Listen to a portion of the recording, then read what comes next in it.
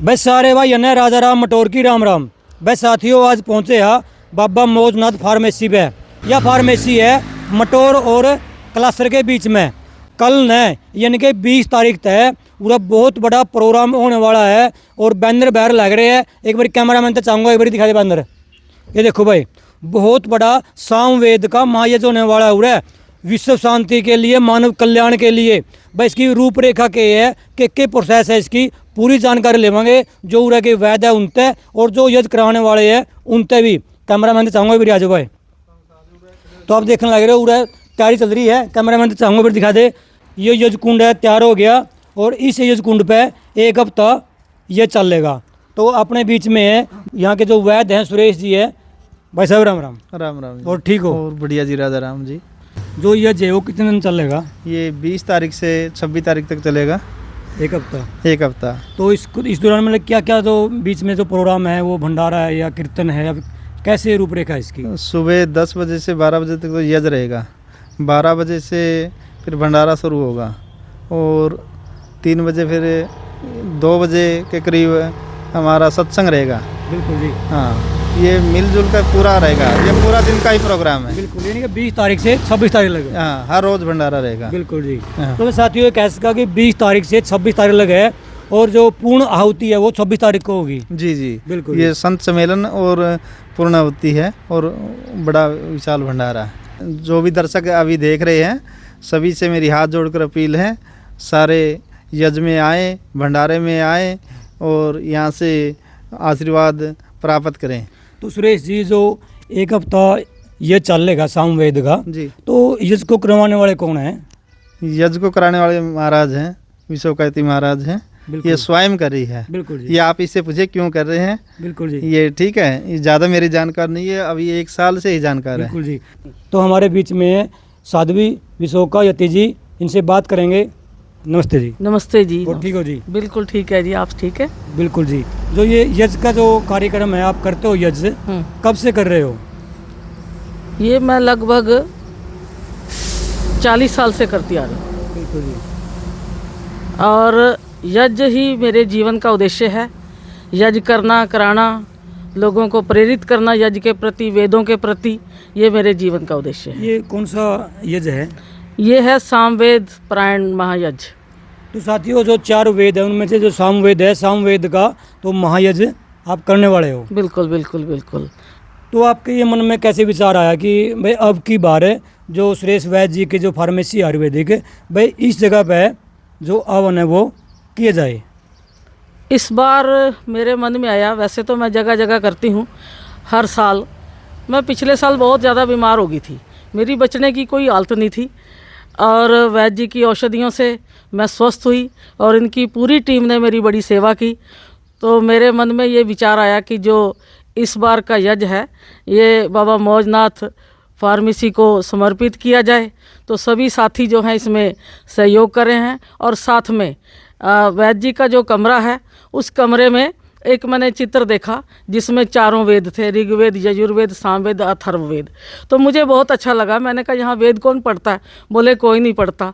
तो फिर मैंने कहा अगर परमात्मा ने मुझे ज़िंदगी दी तो इस बार का यज्ञ यहाँ होगा, तो इसलिए ये यज्ञ यहाँ किया जा रहा है। बिल्कुल जी। तो साथियों जो अपने सुरेश वैद्य जी है जो इनकी देसी दवाई है बहुत ही बढ़िया है, अच्छा रिजल्ट है।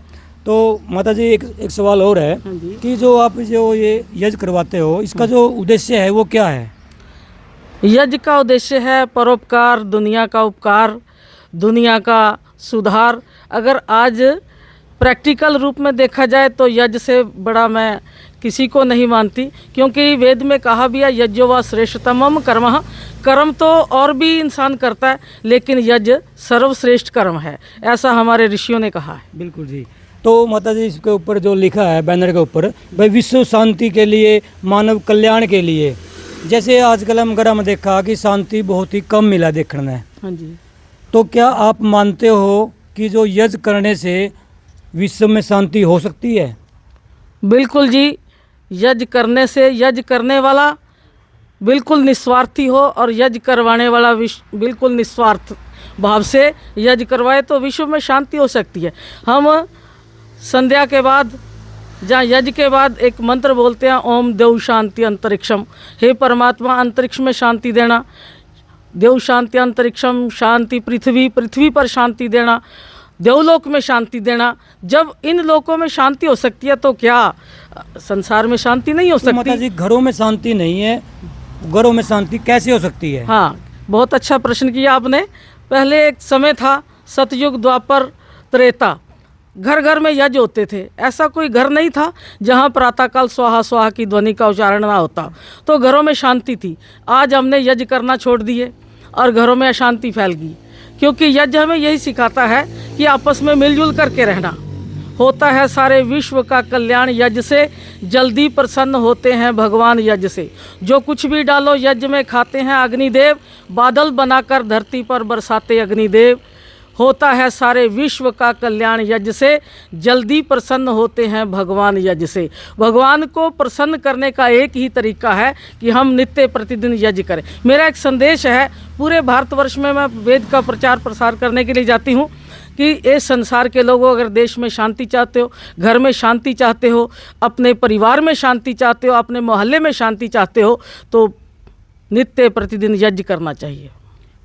जब हर रोज घर में हवन होगा तो शांति हो सकती है। बिल्कुल बिल्कुल शांति हो सकती है। ये तो एक प्रैक्टिकल है, करके देखेंगे तो स्वयं ही अनुभव होगा। तो कहते हैं कि हर मनुष्य को, चाहे कोई ब्रह्मचारी है, चाहे कोई वानप्रस्थी है, चाहे गृहस्थी है और चाहे कोई सन्यासी है, प्रत्येक व्यक्ति को नित्य प्रतिदिन यज्ञ करना चाहिए। बिल्कुल, क्योंकि इससे पर्यावरण की शुद्धि है। कहते हैं कि सन्यासी यज्ञ करे या ना करे, लेकिन गंदगी तो सन्यासी भी फैलाता होगा। हम सुबह से शाम तक इस धरती माँ को गंदगी देते हैं, कुछ नहीं देते। सुबह से लेकर जैसे ही हमारा प्रातःकाल शुरू होता है तो गंदगी फैलाना शुरू कर देते हैं। वायुमंडल को हम अशुद्ध करते हैं मोटरों के द्वारा, गाड़ियों के द्वारा। तो एक ही तरीका है वायुमंडल को शुद्ध करने का, धरती को शुद्ध करने का, कि ये मनुष्य तू यज्ञ कर। और जब यज्ञ घर घर में होने लग जाएंगे तो शांति अपने आप आ जाएगी। तो फिर कहीं ना कहीं ये भी कारण है कि जब से मनुष्य ने हवन करना कम किया या छोड़ दिया है, तभी से मतलब अशांति है। ना तो समय पर बारिश होती है, उस समय पर बारिश होती थी, समय पर सूर्य निकलता था, समय पर सारा काम होता था। लेकिन आज हमने यज्ञ करना छोड़ दिया, घरों में अशांति है, समय पर बारिश नहीं हो रही और फसलों का नुकसान पहुंचता है।